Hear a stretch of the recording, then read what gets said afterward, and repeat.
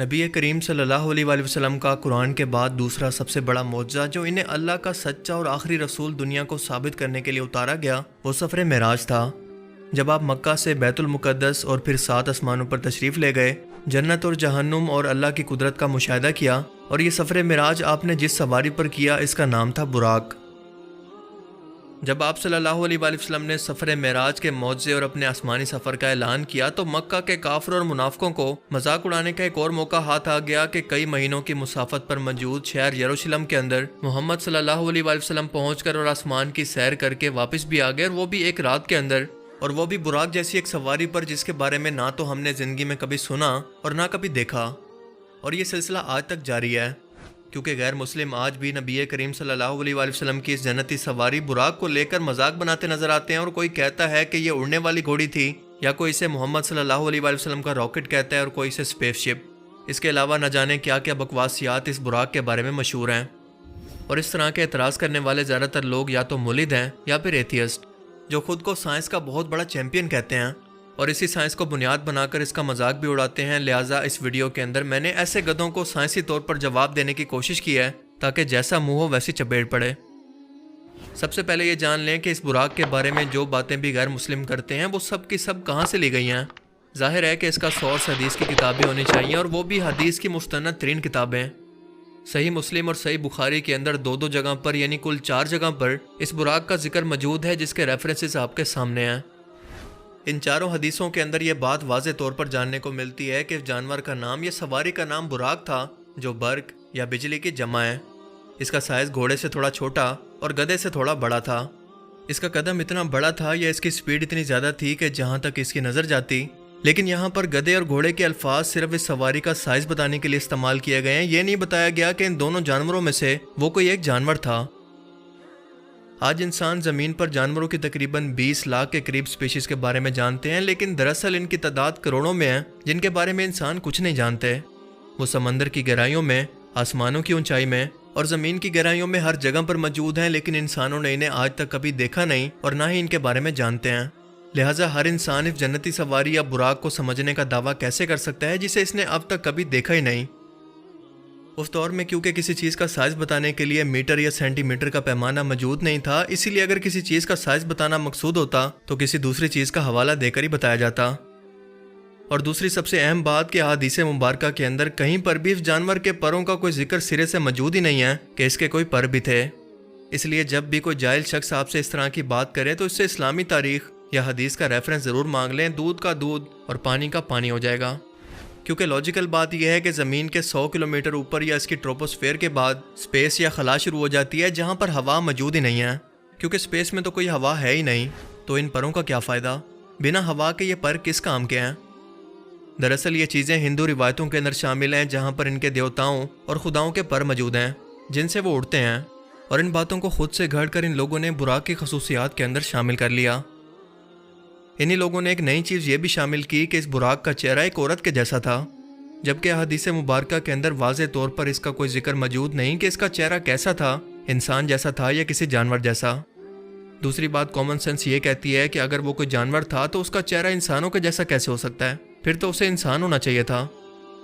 در حقیقت اس براق کا جسم ایک لائٹ کی طرح بتایا گیا، اور آپ جانتے ہیں کہ لائٹ دیکھنے کے اندر بہت ہی خوبصورت لگتی ہے، اور اسی خوبصورتی کو ان جاہل لوگوں نے عورت کے چہرے سے جوڑ دیا، کیونکہ ان کے دماغ میں خوبصورت کا مطلب صرف لڑکی یا اس کا چہرہ ہی ہوتا ہے۔ اب آتے ہیں اس کے سائنسی پہلو کی طرف۔ دنیا کے سب سے ذہین دماغ البرٹ آئنسٹائن نے تھیوری آف ریلیٹیوٹی کا کانسیپٹ پیش کیا، جس کے مطابق کائنات میں سب سے تیز رفتار جو سفر کر سکتی ہے وہ ہے سپیڈ آف لائٹ، جو ایک سیکنڈ میں 3 لاکھ کلومیٹر کا فاصلہ طے کر سکتی ہے۔ اور براق کا مطلب ہے بجلی یعنی لائٹ کی جمع، یعنی سپیڈ آف لائٹ سے بھی کئی گنا زیادہ سپیڈ۔ اب سپیڈ آف لائٹ سے بھی کئی گنا زیادہ سپیڈ بھلا کائنات کے اندر کیسے پاسبل ہے؟ اس کو جاننے کے لیے یہ جان لیں کہ حالیہ ریسرچ کے مطابق ہماری یہ کائنات سپیڈ آف لائٹ سے بھی کئی گنا زیادہ تیز رفتار سے ہر لمحہ پھیل رہی ہے، یعنی سپیڈ آف لائٹ سے بھی زیادہ تیز رفتار سے ٹریول کرنا ممکن ہے، جو آج تک ہمارے لیے امپاسبل تھا، اور بالکل یہی سپیڈ اس براق کی تھی۔ اس رات میں رسول اللہ صلی اللہ علیہ وآلہ وسلم نے یروشلم شہر کے اندر انبیاء کی امامت بھی کی، اور آسمان کا سفر کر کے جنت اور جہنم کو بھی دیکھا، فرشتوں کو بھی دیکھا، مگر زمین پر ذرا بھی وقت نہیں گزرا۔ اور تھیوری آف ریلیٹیوٹی کے مطابق جو بھی آبجیکٹ سپیڈ آف لائٹ یا اس سے زیادہ سپیڈ پر ٹریول کرے گا اس کے لیے وقت رک جائے گا، جسے ٹائم ڈیلیشن کہتے ہیں۔ اب سوال یہ پیدا ہوتا ہے کہ نبی کریم صلی اللہ علیہ وآلہ وسلم نے وقت سے پہلے جنت اور جہنم کے اندر لوگوں کو کیسے دیکھ لیا؟ کیونکہ ابھی تو نہ تو قیامت آئی ہے اور نہ ہی لوگوں کا حساب کتاب شروع ہوا ہے، تو پھر یہ سب دیکھنا کیسے ممکن ہے؟ اس کا جواب بھی ہمیں اسپیشل تھیوری آف ریلیٹیوٹی دیتی ہے کہ اگر کوئی آبجیکٹ سپیڈ آف لائٹ یا اس سے زیادہ سپیڈ کے اندر ٹریول کرے گا تو ایک خاص قسم کے فریم آف ریفرنس سے ہٹ کر ایک مختلف قسم کے فریم آف ریفرنس کے اندر ہوگا، جہاں پر وہ فیوچر یعنی مستقبل کے اندر بھی ٹائم ٹریول کر کے جا سکتا ہے۔ سائنس میں ٹائم ٹریولنگ کا کانسیپٹ ممکن مانا جاتا ہے، مگر صرف فیوچر کے اندر، مگر پاسٹ میں جانا ممکن نہیں۔ اور یہ میرے الفاظ نہیں بلکہ آج کے ٹائم کے سب سے جانے مانے فزسسٹ پال ڈیوس کے الفاظ ہیں۔ So just to summarize then, before I take some questions, time travel, fact or fiction? Well, travel into the future, definitely fact. We've done it, not a problem, only a problem of dollars to do it by more dramatic amounts. Traveling back into the past, very problematic. ان کا کہنا ہے کہ time travel مستقبل کے اندر ممکن ہے، لیکن اس کے لیے ہمیں ایک وارم ہول یا بلیک ہول سے گزرنا پڑے گا۔ اس کے ساتھ ساتھ ہمیں اس کے لیے بہت زیادہ انرجی کی ضرورت ہوگی، جو کہ اب تک پیدا کرنا ہمارے لیے ممکن نہیں، پر یہ ناممکن نہیں ہے۔ ایک اور بات احادیث مبارکہ سے ہمیں یہ بھی پتہ چلتی ہے کہ جب رسول اللہ صلی اللہ علیہ وآلہ وسلم ساتوں آسمانوں پر موجود تھے تو ہر ایک آسمان پر رک کر انہوں نے اندر جانے کی اجازت مانگی، یعنی ایک آسمان سے دوسرے آسمان تک جانے کا ایک راستہ تھا، ورنہ اسپیڈ آف لائٹ سے یا اس قدر تیز رفتار سے بھی یہ سفر کبھی ختم ہوتا ہی نہ، کیونکہ کائنات کے فاصلے اتنے زیادہ ہیں کہ ہزاروں لائٹ ایئر کا سفر بھی صرف ایک قدم محسوس ہوتا ہے۔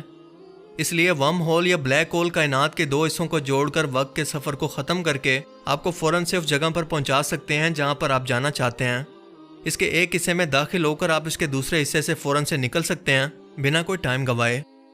اور بلیک ہولز کی دریافت نے یہ ثابت کر دیا کہ آسمان کے جس حصے پر رک کر نبی کریم صلی اللہ علیہ وآلہ وسلم نے اندر داخل ہونے کی اجازت لی تھی وہ دراصل بلیک ہول یا ورم ہول جیسا آسمانی راستہ تھا۔ یہ انسانوں کی اب تک کی سب سے بڑی دریافت ہے، جسے 1400 سال پہلے ایک صحرا کے اندر نبی کریم صلی اللہ علیہ وآلہ وسلم نے اپنے ساتھیوں سے بیان کیا۔ اب یہ سمجھ لیں کہ اس دور کے اندر جب عرب کے صحرا میں رہنے والے لوگوں کے لیے سمجھنا انتہائی مشکل تھا کہ اللہ نے اپنے نبی کو ایک رات کے اندر معراج کا سفر کروا کے واپس بھی بھیج دیا، مگر وقت وہیں کا وہیں رکا رہا، لیکن اس کے باوجود بھی آپ صلی اللہ علیہ وآلہ وسلم کا قرآن کے بعد دوسرا سب سے بڑا معجزہ ہے، کیونکہ دراصل یہ معجزہ پوری مسلمان امت کے لیے ہے جو کہ قیامت تک کے لیے آنے والی ہے۔ اور آج ہم تھیوری آف ریلیٹیوٹی اور ٹائم ڈائلیشن اور بلیک ہول کے کانسیپٹ کو سمجھ کر اس معجزے کو بہتر طور پر سمجھ پائے ہیں۔ یہ ہمارے آج کے دور کے لیے سب سے بڑا معجزہ ہے، جسے آج کے بڑے بڑے ذہین دماغ چاہ کر بھی غلط ثابت نہیں کر سکتے۔ یہ اللہ کی بہت بڑی نشانی ہے، جسے اس وقت جان کر بڑے بڑے صحابہ کا ایمان بھی وقتی طور پر ہل گیا تھا، مگر نبی کا کام صرف اور صرف امت تک پیغام پہنچانا تھا، جس پر ریسرچ کر کے آج کے سائنسدان ہر اس بات کو ثابت کر رہے ہیں جو کہ اللہ کے رسول صلی اللہ علیہ وآلہ وسلم نے 1400 سال پہلے امت کو بیان فرمائی، جو کہ آج کے غیر مسلموں کے لیے ایک بہت بڑا معجزہ ہے، جس کی حقیقت جان کر وہ بھی اسلام قبول کر چکے ہیں۔ اور یقیناً مستقبل میں ہونے والی ہر دریافت بھی اس کو ٹائم کے ساتھ ساتھ سچ ثابت کرتی رہے گی، کیونکہ اس پیغام کو پہنچانے کا ذمہ اللہ نے لیا ہے۔ اللہ تعالیٰ ہمیں سمجھنے کی اور نیک عمل کرنے کی توفیق عطا فرمائے، آمین۔